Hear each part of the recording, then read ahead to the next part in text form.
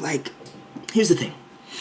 It's obvious the man is a fiend, right? We knew this. We knew it to be true. Just look at him. Just look at him, okay?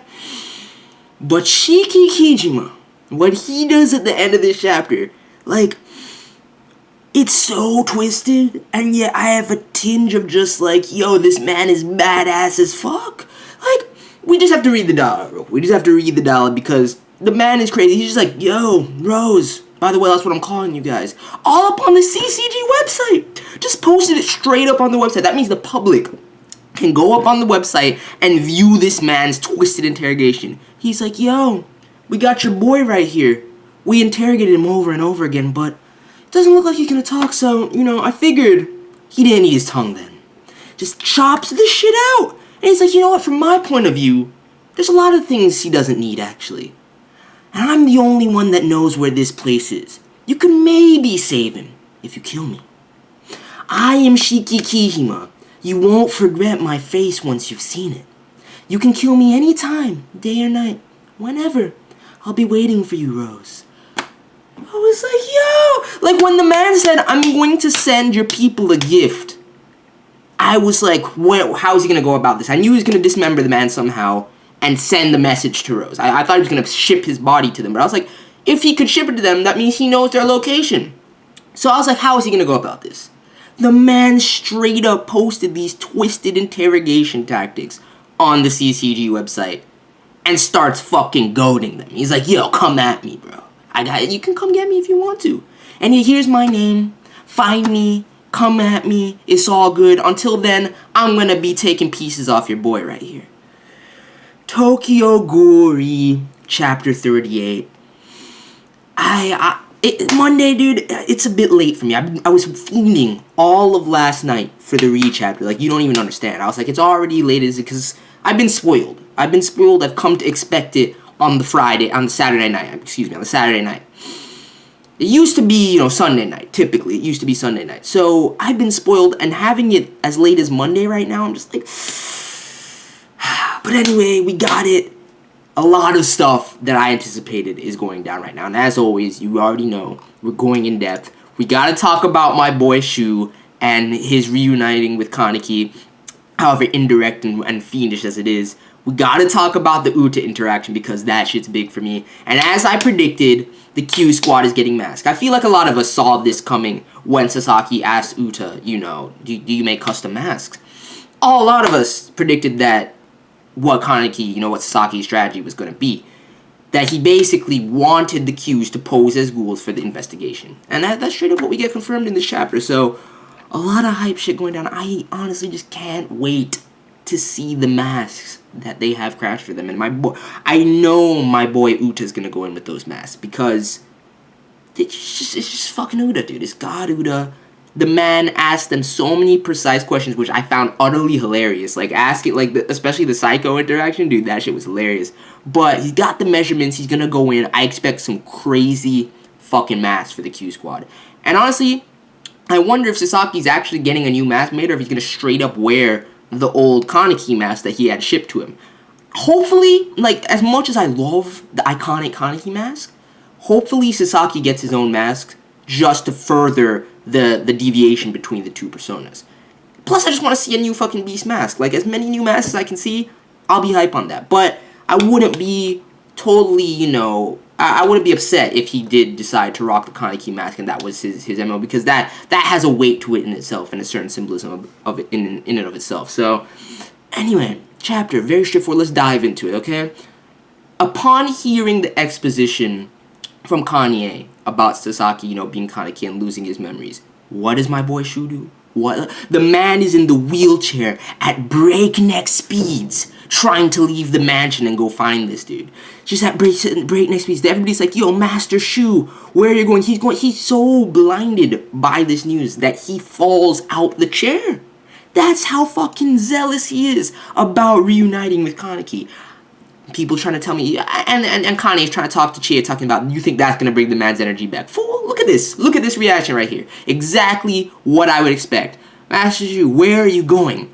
Why must you even ask? I have to go see Kaneki do that panel. That fucking panel. Like, this is the beginning of the return of the Shuu we know and love. But at the same time, like I said last review, he will never be 100% the Shuu that we've always come to know. After going through this experience and the various changes that took place in him, it's only going to be a new characterization going forward. Yes, there's going to be a lot of hints of his own personality, the eccentricity and everything like that will definitely bounce back. Just in and of itself, the fact that Kaneki's alive allows him to, kind of revert to his old state like that. But the events that have already transpired are going to have Shuu to a point where his character is developed past what it originally was, and there's going to be new shows and signs of that. So I'm looking forward to that, but seeing him just utterly blinded by the fact that Kaneki's alive and just rushing to be by his side, he's like, but in your health and in your current condition, you can't go, and Kane's like, I'll accompany him and everything like that. Shu's just like, let's go. He's like, you have to remember that he lost his memories, and he's a ghoul investigator. You can't forget that. Although his appearance is the same, he's still an investigator, the kind that we resent the most. Okay? Shuu doesn't give a shit about any of that. He just like, rest assured, Kanye, everything will go well. There's no way that Kaneki would forget about me. And here's the thing. And granted, I was expecting for Kaneki to see Shuu, for Sasaki to see Shuu, and evoke a response similar to that, the similar kind of feeling he felt when he saw Toka. Or, I don't expect it to be as strong as the whole Nishiki reveal, because he said his name, he was full, going into centipede mode at the time. Not full centipede mode, he was going into, losing control, his Kagane was taking over and everything like that. Going full beast mode, okay? So I understand the shock of that scenario. Toka has been eating away at him inside ever since he saw her, and there was an instant reaction. Here, when he sees Shuu, I feel as though he doesn't really feel anything, and that doesn't surprise me, simply because he doesn't really see the man too well, and on top of that, he's so warped and kind of twisted and weak and emaciated from everything that he's been through, the starvation, this binge eating and non-discrimination, his cells taking over, the Kagane taking over him, most likely going half Kakuja. He's so warped and changed that I don't think he would recognize him like that to begin with. But, dude, just listening to my boy Shu's dialogue where he's like, let's spend time together again. Like, it breaks me up, dude. He's like, Kaneki, little Hanami, Banjo, and those other three can also join. Let's fill this void of time. He falls at the man's feet, and he helps him up, dude. And before they can even really interact, because that's the thing, Sasaki barely sees a glimpse of his face before Kanye swoops in and scoops up Shuu, and he's like, excuse us. And then Tsukiyama's just thinking, he's like, that's odd, even though it's me. And now his mind is utterly obsessed and focused on bringing Sasaki's memories back. If any character were to have that role, because as you've seen people within terms of like Toka and Renji and Rie and Teiko and everything like that, most of the other characters, Nishiki has interacted with them and everything like that too. They're not really trying to force the memories of Kaneki back on Sasaki. That's not really their goal. Even Hinami hasn't really done that. Even you saw that in the conversation between them and Koki. It's like, yes, you're my Oni-chan, but you're also not my Oni-chan, and she respects that ultimately at the end of the day. This is what I wanted. This is the character. There is no better character than Shuu to push for Kaneki's memories to return. And having him as a force in this universe, while we've had little, people toying with him, the mask being sent, the book being sent and everything like that, and I'm still putting on that my boy Hide, and that's just a signal. That's some separate shit. We're not going to go into that. But the mask, lots of goading and everything like that, everything that transpired with fucking Pineapple, with fucking Sato. There's been a lot of push, but this is going to be Tsukiyama's pursuit of returning the man's memories is gonna be heavy. Okay, so I'm waiting for that shit. Then we go into the scene with the Q's going to the mask shop and visiting Uta, right? And honestly, the Uta artwork in these panels doesn't strike me as that well done. Mostly because he doesn't have that many close-up shots, but still, I wasn't feeling. Uta's one of my favorite character designs. I love seeing Uta just full force, full glory. So that was lackluster to me, but I found the dialogue really well done in this scene, dude. Like, we just have to go through it, dude. First of all, Shirazu, Mitsuki, everybody's aware. Everybody's aware. I mean, Psycho probably doesn't care to notice. She just doesn't interest her. Urie realizes it. Even if Fuckboy realizes it, they're like, that's a fucking ghoul, right? Like, definitely, that's a fucking ghoul. And that proves to me that Sasaki knows that. And I said that when they had their first interaction, the man's like, yo, this is permanently died, which very well could be true, and that could explain something about Uta, but I died. The man's trying to troll. And they both knew that they were bullshitting each other throughout that entire dialogue. Sasaki needs Uta right now for the mask, for his plan. And don't get it twisted, despite what Koori said, he's still going through with this plan. I seriously doubt he's going to give up on the plan just because Koori told him no. But we'll get to that when we cross that bridge, right? They instantly know the man's a ghoul, and Mizuki's like, shh, just let's go along with it. Sasaki has a plan, alright? And he's like, we're becoming ghouls. Just straight up confirms the theory I had. I'm like, alright, great, let's go. Let's see these masks. I'm hype, right? And I love it. The plan in and of itself makes perfect sense. The reason that Koori is opposed to it, I also understand. But I know the man's going through with it, right? But this dialogue, dude, fucking Uta just asking the Qs about shit. He's like, yo, your jagged teeth are pretty cool, Shirazi. You got a girlfriend? And he's like, no, I don't. He's like, since when? About 2 years, I guess. Do you like girls? I was like, yeah. He was like, I do. He's like, they're cute, aren't they? Is anything on your mind? And you see the thought bubble with fucking Psycho and fucking Akira and Haidu. I'm like, yo, you already added Haidu to your list. Shirazu's my boy, dude. He's eyeing Psycho. He's eyeing Akira. He's got his eyes on Haidu, dude. My boy going in, even with the mad, serious, crazy shit going on in this universe, he still got to get himself the pussy. You know, that's Shirazu, dude. That's my boy. But anyway, I love this fucking dialogue with Uta and Psycho, dude. He's like, you almost look like a small Karapokoguru, dude. And for those of you that don't know what that is, just have you ever seen those old men with the fucking leaves, like the tiny people that normally have like long white hair, beards, and they have like fucking leaves over their head like umbrellas, dude. That's what that shit. I was dying, dude. I was absolutely dying, dude. It was hilarious. And then Psycho's like, some also call me the fairy of the chateau. I was like, yo. He's like, what do you like? Food, games, sleep, candy, manga, anime, sleep, yakiniku, cake, games, sleeping, eating, and siesta. I was like, yo. My best girl, Psycho, she's too real. She's too fucking real. And since I know she's Psycho, like I've been saying since I first was introduced to her, I love her to death, dude. Like that, just scenes like this that reiterate how much I fucking love her, right? Fuck this Uta X Urie dialogue, dude. He's like, that mold is sexy. I'm like, dog, don't even troll the bad Uta. There's no need for this, right? But even Urie realized, like, this man is a ghoul. This man is straight up a ghoul, right? And nobody can really deny it, but I love the way that he fucking measures them. He just inspected them. The same thing with Mitsuki and everything. It's like, this eye patch is cute. You have the cute face of a boy and everything. You look muscular but delicate at the same time. I was like, yo, what the fuck? And I love how Mitsuki's like, yo, I've heard this voice before, haven't I? Definitely, especially after last chapter is so apt, coming off of when she was discussing with Juzo, how No Face was basically like, the operation failed, help's not coming. And that was the only dialogue that she's heard from Urie's mouth. And to put that together, granted she hasn't come to the full conclusion, but to even notice, yo, I've heard this voice before. Where have I heard this before? I'm like, yo, Mitsuki's on point. Mitsuki's on point, right? And then they're like, shouldn't we ask permission for this strategy? And then it never really occurred to Sasaki. He's like, right, I guess I'll do that now. Goes to ask Koori, and Koori's basically uttering straight bullshit. Talking about, for a ghoul inspector to pretend to be a ghoul out of all things, I'm not sure you're digging as a ghoul investigator anymore. Talking about a sense of justice. If you lose sight of good sense, where will the justice be? Don't kid yourself into thinking it's good to do the unexpected. As the squad leader of S1, I can't give you permission, dude. He walks off. I know the man's still gonna do it regardless. There's no way we're not seeing the Qs in fucking Beast Mask going in on this infiltration mission. It's happening. It's fucking happening. But Koori just spews a bunch of bullshit talking about the justice and the dignity of ghoul investigators when damn straight she just and Fura gets the truth out of him.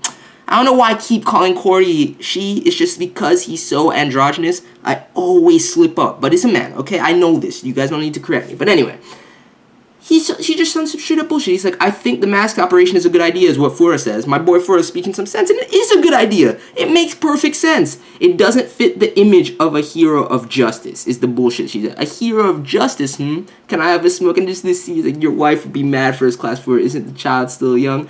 That's why I'm smoking at the office. He's like, aren't you just mad because he got promoted? And it comes out that the reason that Koori is so hesitant about Sasaki is simply because it's Kaneki, because he's a ghoul. He's dangerous. And we get this flashback of Arima when, Sasaki was going out of control previously, and he went over the limits of his Kagune. And Arima's just like, Koori, I got this, I'll handle this, don't worry about it. Sasaki is a ghoul, is straight up what's uttered. And that's just the prime reason why Koori doesn't want to go out of this path. To Koori, to him, it's sort of like this kind of loose cannon where you don't know what's going to happen if you let him down a certain path. He's trying to keep a tight eye on Sasaki, and for him, this operation isn't the way to do that. But I don't think you should be sacrificing such a beast plan just because of that and just because of your preclusions and however you feel about Sasaki, whether it be jealousy, whether it be Arima's favoritism over him, whether it be the very fact that you do legitimately think he's a threat. I know it's not this bullshit about the dignity of ghoul investigators, and if it is, that definitely says a lot about, Koori's character, and it definitely makes me like him a lot more, but I don't buy that BS. I just don't buy it.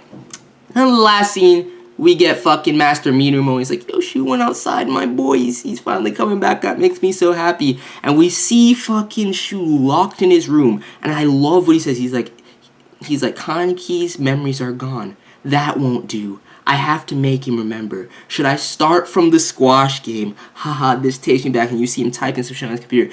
Is he really gonna compile a fucking memoir of every experience he's had with Kaneki? Because the squash game, if you guys remember in part 1, during the arc where Tsukiyama was first introduced, they played squash before they went to the cafe. Like, when they went up and met up and everything like that, they played a game of squash. I still remember it to this day. And that just took me back. I'm just like, yo, this is where Shuu comes back. Definitely not 100% like he was before, but the Shuu we know and love, to a certain extent, is about to go in. And if he's going to pen a whole memoir and send it to Sasaki, this is the best bet for a direct push for Sasaki to just, for Kaneki to come to the forefront. And I don't know if by the end of this arc, because we have the foreshadowing about, the flowers and the whole end of spring and everything like that, and the coalescing of the two personas, and that's most likely what a lot of us are speculating is going to happen. I wonder how much of a role Shuu is going to have in this push. Because him having this awareness now changes the game, legitimately. Because he is the only one out of everyone that can't stand this scenario. 100%. It doesn't matter to him that Sasaki may potentially be happy with his new role and lifestyle. He wants Kaneki back. He doesn't give a shit about Sasaki. And that's the thing. I'm just like, yo, she was going in. She's about to fuck some shit up, dude. And then we get the fucking Kijima shit at the end, which that shit just got me, dude. Like, oh my god, he's such a fiend. He's such a fiend, dude. And I love that little side, just this little side shot of fucking Uta and Renji. He's like, I became friends with Sasaki. And Reggie's just like, what? Just like missing the fucking coffee cup. I'm like, yo, that shit is hilarious. Like, I love that. Just a tiny throwing of some fan service from my boy, Ishida. But great chapter, pretty straightforward overall. Confirming, the whole Q's mask thing and everything like that. Getting some more insight into Koori Urie's character. I love the Fura dialogue. Shuu's movement is basically the biggest thing for me with this chapter, and the Kijima ending, but Shuu's movement is pretty much the biggest thing. I'm still looking forward to seeing the Q's God all in mass, like I said, and it's happening. It's fucking happening. There's no way such a good mission, such a good plan is going to be discarded just because Koori said no. Like, Sasaki's doing it. Sasaki's fucking doing it. I have faith. So, that's pretty much it for this chapter. Let me know your thoughts, and yes, I'm aware that they got the new OVA announced for, the Tsukiyama and Chie story. I'm looking forward to that shit. I'm really looking forward to that shit. I didn't mention it last week, but I knew about it back then too. It's hype. It's gonna be hype. I mean, I think I'm more hyped for that than the Jack OVA, to be completely honest, because reading Jack to me was something that was so wholly unique that I don't need it in OVA form, especially with the animation track record of Tokyo Ghoul. But that's another story. I'd rather see this. I'd rather see the Tsukiyama story because I've never read it before, so that has a lot of hype for me. But that's pretty much it for this chapter. My Tokyo Ghoul reviews are going mad long. This is a time to do a quick diagnostic. Let me know if you guys are still enjoying this in-depth page-by-page style, or if you want me to just kind of gather my thoughts beforehand and kind of wrap it up so it's kind of a shorter package, keep the video around 10 minutes or so. Let me know. I prefer this style, honestly, because not so much this chapter, but every chapter of Tokyo Ghoul, for the most part, has so much depth to it and so much to dive into that I love doing it this way. So I'm probably going to keep this up. But let me know what you guys would prefer. Anyway, I'm out. Peace.